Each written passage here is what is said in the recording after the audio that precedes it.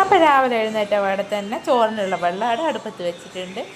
ഇന്ന് രാവിലെ എണീച്ചപ്പോൾ തന്നെ മോള് കൂടെ എണീച്ചത് കാരണം കുറച്ചൊന്ന് ലേറ്റ് ആയിട്ടുണ്ട്. ഒരു 5:30 അടുത്തായി പോയിട്ടുണ്ട് സമയം. അതുകൊണ്ട് ലേശം തിരക്കിലാണ്. പിന്നെ ഫോണിലും ചാർജ് ഇത്തിരി കുറവാണ്. അപ്പോൾ ഇന്നലെ ഉച്ചയ്ക്ക് വേറെ പണിയൊന്നും ഇല്ലാത്ത കാരണം ഞാൻ സാമ്പാറിനുള്ള തേങ്ങയൊക്കെ 2 ദിവസത്തേക്കുള്ള ഇന്നലെ വറുത്ത് വെച്ചിട്ടുണ്ട്. അപ്പോൾ അതിനുള്ള കഷ്ണങ്ങളൊക്കെ ഞാൻ മുറിച്ച് വെക്കുന്നുണ്ട്. ഉരുളക്കിഴങ്ങ് അത് മുറിക്കുന്നത്. ഉരുളക്കിഴങ്ങിൻ്റെ നടുവിലുള്ള നല്ല കൃത്യമായ ഒരു ഭാഗം ഞാൻ മാറ്റി വെച്ചിട്ടുണ്ട്. കാരണം അത് ഉരുളക്കിഴങ്ങ് പൊരിക്കാൻ വേണ്ടി. ബാക്കി സൈഡിലുള്ള ചെറിയ ചെറിയ കഷ്ണമെല്ലാം എടുത്ത് സാമ്പാറിട്ട്. ഈ സാമ്പാറിന് ഉരുളക്കിഴങ്ങൊന്നും ആരും പെറുക്കി തിന്നില്ല, അതുകൊണ്ടാണ് കേട്ടോ. അപ്പോൾ സാമ്പാറിനുള്ള മസാലപ്പൊടികൾ വേറെ തന്നെ ചൂടാക്കി എടുത്തിട്ടുണ്ട്. എന്നിട്ടാണ് സാമ്പാറിലേക്ക് ഇട്ടിട്ട് അത് അടുപ്പത്ത് കുക്കറിലിട്ടിട്ട് വെച്ചിട്ടുണ്ട്. അപ്പോൾ അതിൻ്റെ ഇടയിൽ വെള്ളം ചൂടായിട്ടുണ്ട്. അങ്ങനെ അരി ഇടുന്നുണ്ട്. അതിൻ്റെ ഇടയിൽ ആ വെള്ളം ചൂടായെന്നെടുത്തിട്ട് സോയാബീനിൽ പൊതിർക്കാൻ വെച്ചിട്ടുണ്ടായിരുന്നു. സോയാബീനെ നല്ല പതക്കുന്ന വെള്ളത്തിലിട്ടിട്ട് ഒന്ന് വേവിച്ചെടുക്കണം അല്ലേ. അങ്ങനെ വെള്ളം ചൂടായപ്പോൾ അരി ഇട്ടിട്ടുണ്ട്. അരി ഇനി അതവിടുന്ന് പതച്ചോളൂ. ഒന്ന് പതച്ച് അതപ്പാട് ഞാൻ മാറ്റി വെക്കും. അപ്പോൾ ഇനി സോയാബീനിലുള്ള ഉള്ളിയാണ് ഞാൻ മുറിച്ചിടുന്നത്. സോയാബീന് ഒരു മസാല വട്ടത്തിൽ വെക്കാമെന്ന് വെച്ച് ഉള്ളിയും വെളുത്തുള്ളിയൊക്കെ ഇട്ട് തക്കാളിയൊക്കെ ഇട്ട് വാട്ടിയ സോയാബീനിൻ്റെ ഒരു ഫ്രൈ ആക്കാമെന്ന് കരുതിയിട്ടുണ്ട്. അങ്ങനെ മുറിച്ചിട്ട ഉള്ളിയൊക്കെ അടുപ്പത്ത് വെച്ച് വാട്ടാൻ വെച്ചിട്ടുണ്ട്.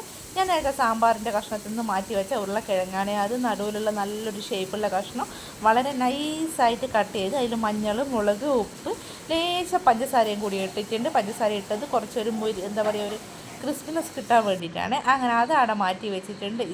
ഇനി ഒരു ഫ്രൈ പാനിൽ വെച്ചിട്ട് അത് ഞാൻ പൊരിച്ചെടുക്കുന്നുണ്ട്. ആ മസാല എല്ലാം അതിലേക്ക് തന്നെ ചേർത്തിട്ടുണ്ട്. വളരെ നേർങ്ങനെയാണ് മുറിച്ചെടുത്തത്. അതുകൊണ്ട് നല്ല ടേസ്റ്റിൽ പൊരിച്ച് കിട്ടും. അപ്പോൾ ഇനി രാവിലത്തേക്കുള്ള ചപ്പാത്തിക്കുള്ള മാവാണ് കുഴച്ചെടുക്കുന്നത്. അതിനിടയിൽ സോയാബീൻ്റെ ഉള്ളി നല്ലപോലെ വാടി വന്ന സമയത്ത് മസാലയൊക്കെ ഇട്ടതിന് ശേഷം ഈ സോയാബീന് 2-3 തവണ ഞാൻ കഴുകുന്നുണ്ട്. കഴുകി പിഴിഞ്ഞെടുത്തിട്ടാണ് അടുപ്പത്തേക്ക് ഇടുന്നത്. കാരണം കഴുകാതിട്ട് കഴിഞ്ഞാൽ അതിൻ്റെ അകത്ത് ഒരു ചെറിയൊരു കയ്പ്പൊക്കെ അടിക്കും. അതുകൊണ്ടാണ് ഇത് കഴുകിയിട്ടിടുന്നത്. അങ്ങനെ സോയാബീൻ ആകുന്നുണ്ട്. ആ സമയത്ത് സോയാബീനിലേക്കുള്ള തക്കാളി ഞാൻ മുറിച്ചിടുന്നില്ല. കാരണം കുറച്ച് പെട്ടെന്നാകുന്നുണ്ട്. കാരണം അത് അരച്ചിട്ടാണ് ഇട്ടത്. അതിനിടയിൽ ഞാൻ സാമ്പാറിനുള്ള വറവൊക്കെ ഞാൻ അരച്ചെടുത്തിട്ടുണ്ട്. അതും കൂടി ചേർത്ത് അത് രണ്ടും അടുപ്പത്താടെ വെച്ചിട്ടുണ്ട്. അതിനിടയിൽ ഉരുളക്കിഴങ്ങ് പകുതി ഭാഗം ആയിട്ടുണ്ട്. ഇനി അതൊന്ന് തിരിച്ചിടണം. ഈ മീൻ ഉരുളക്കിഴങ്ങൊക്കെ ഒരു ഭാഗമായി കഴിഞ്ഞാൽ തിരിച്ചിട്ടിട്ടെടുക്കുന്നതല്ലേ, കുറച്ചൊരുപാട് ചിലപ്പോൾ പൊട്ടിപ്പോവുകയൊക്കെ ചെയ്യും. അതുകൊണ്ട് ശ്രദ്ധിച്ച് തന്നെ എടുക്കണം അല്ലേ. അങ്ങനെയൊക്കെ ഇല്ലേ. അപ്പോൾ അത് രണ്ടും അവിടെ അടുപ്പത്ത് മാറ്റി വെച്ചിട്ടുണ്ട്. അപ്പോൾ ഒരുവിധം ഭക്ഷണങ്ങളൊക്കെ ആയിട്ടുണ്ട്. അതിനിടയിൽ ഫോണിന് ചാർജ് തീർന്നുകൊണ്ട് ഞാൻ ബാക്കി വീഡിയോസ് എടുത്തിട്ടുണ്ടായിട്ടില്ല. ബാക്കി സമയത്ത് ഞാൻ ആ ചമ്മന്തിയും വറവും ഒക്കെ ആക്കിയിട്ടുണ്ട്. അതൊന്നും ഞാൻ വീഡിയോയിൽ ഉൾപ്പെടുത്തിയിട്ടില്ല.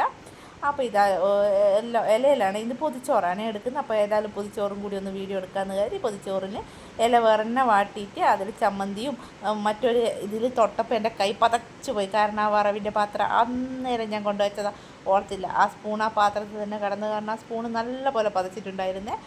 പിന്നെ ഇപ്പോഴും ഞാൻ ചെറിയ ചൂടുണ്ട്, അതുകൊണ്ടാണ് കേട്ടോ സ്പൂൺ ഇങ്ങനെ തൊട്ടാത്ത പോലെ പിടിച്ചേക്കുന്നത്. അപ്പോൾ 2 ഇലകൾ വാട്ടിയലാണ് ചമ്മന്തിയും വറവും ഞാൻ വെച്ചിട്ടുള്ളത്. അപ്പോൾ ചോറ് എന്താ പറയുക, ആ പുളിങ്കറിയാണ്. പുളിങ്കറി 2 നാൾ കൂടുമ്പോൾ ആക്കി വെക്കും. അത് കുറച്ച് ദിവസം 2-3 ദിവസത്തേക്ക് എടുക്കുമല്ലോ. അപ്പോൾ പുളിങ്കറി ഞാൻ ചോറിലൊഴിക്കാമെന്ന് പറഞ്ഞപ്പോൾ പറഞ്ഞു പുളിങ്കറി ചോറിലൊഴിക്കണ്ട, ഒരു ലേശേ വേണ്ടു ആൾക്ക്. പക്ഷേ ചോറിലൊഴിച്ചാൽ എല്ലാത്തിലും കൂടി ആ മധുരം അങ്ങ് കയറുമല്ലോ. അതുകൊണ്ട് അതിലൊഴിക്കണ്ട, വേറെ എന്നെ പാത്രത്തിലാക്കിക്കോ എന്ന് പറഞ്ഞത് കാരണം ഞാൻ പുളിങ്കറി വേറെ ഒരു കുഞ്ഞി പാത്രത്തിലാക്കി. അത് തിരികെ വേണ്ടു എന്നാലും അതുകൊണ്ട് ചെറിയ പാത്രത്തിൽ ഒരു പേരിനാക്കിയിട്ടുണ്ട്. ഇന്നലെ കൊടുത്ത് തന്നെ ബാക്കി കുറച്ച് ഇങ്ങോട്ട് കൊണ്ടുവന്നിട്ടുണ്ട്. അത് ഞാൻ അവിടെ മാറ്റി വെച്ച്. പിന്നെ സാമ്പാറാണ് കുപ്പിയിലാക്കുന്നത്. എന്നും സാമ്പാർ തന്നെയാണ്. കാരണം എന്താ വെച്ചാൽ ഈ പച്ചക്കറി എന്ന് വെച്ച് കഴിഞ്ഞാൽ പരിപ്പൊക്കെ വെച്ച് കഴിഞ്ഞാൽ ഒരു വലിയ ടേസ്റ്റ് കിട്ടില്ല. സാമ്പാറാകുമ്പോൾ മര്യാദക്കൊന്ന് ഒഴിച്ച് കൂട്ടി തിന്നാലോ. അങ്ങനെ സാമ്പാറും വെച്ച് കൊടുത്തിട്ടുണ്ട്. പിന്നെ ഉള്ളത് കച്ചമ്പറാണ്. കച്ചമ്പറും ആക്കിയിട്ടുണ്ട്. കുറച്ച് കച്ചമ്പറും ഞാൻ പാത്രത്തിലേക്കായി കൊടുക്കുന്നുണ്ട്. പച്ചടി വേണ്ടാന്ന് കരുതിയിട്ടാണ് കച്ചമ്പർ അടിക്കുന്നത്. അപ്പോൾ കച്ചമ്പറും കൂടി ആകുമ്പോൾ നല്ല ടേസ്റ്റ് അല്ലേ. അങ്ങനെ സ്വാമിക്ക് കൊണ്ടുപോകേണ്ട ചോറും കറിയെല്ലാം പാക്കാക്കി മാറ്റി വെച്ചിട്ടുണ്ട്. അങ്ങനെ സ്വാമീൻ്റെ ടിഫിന് റെഡിയാക്കിയിട്ട് സ്വാമിക്ക് കൊടുക്കുന്നുണ്ട്. പിന്നെ സ്വാമി പോകേണ്ട തിരക്കിലായേ. സ്വാമിക്ക് പിന്നെ കുറച്ച് ദൂരെ പണിയെല്ലാകുമ്പോൾ സ്വാമി കുറച്ച് നേരത്തെ പോയി. ഇപ്പോൾ ഏകദേശം ഒരു 8-10 ആയിട്ടുണ്ട്. അപ്പോൾ സ്വാമിക്ക് പോകേണ്ട സമയമായിട്ടുണ്ട്. സ്വാമി തിരക്കിലെല്ലാം എടുത്ത് പോകുന്നുണ്ട്. അപ്പോൾ സ്വാമി അങ്ങനെ ടാറ്റ പറയാം. മോളൂട്ടി എണീച്ചിട്ടുണ്ട്. മോളൂട്ടി ഇടയ്ക്ക് രാവിലെ എണീച്ചിട്ട് രണ്ടാമതും കിടന്നെയാണ്. ഞാൻ എഴുന്നേൽക്കുന്നതിനെക്കാട്ടും മുമ്പേ അവളാണ് എണീച്ചത്. അങ്ങനെ അവളെ അവിടെ സൈഡാക്കിയിട്ട് രണ്ടാമത് ഞാൻ പണിയൊക്കെ ചെയ്തിട്ടുണ്ട്. അങ്ങനെ മോനും ഇതെല്ലാം കഴിച്ച് സ്കൂളിലേക്ക് പോയിട്ടുണ്ട്. അപ്പോൾ ഇന്നത്തെ വീഡിയോ ഇത്രയേ ഉള്ളൂ.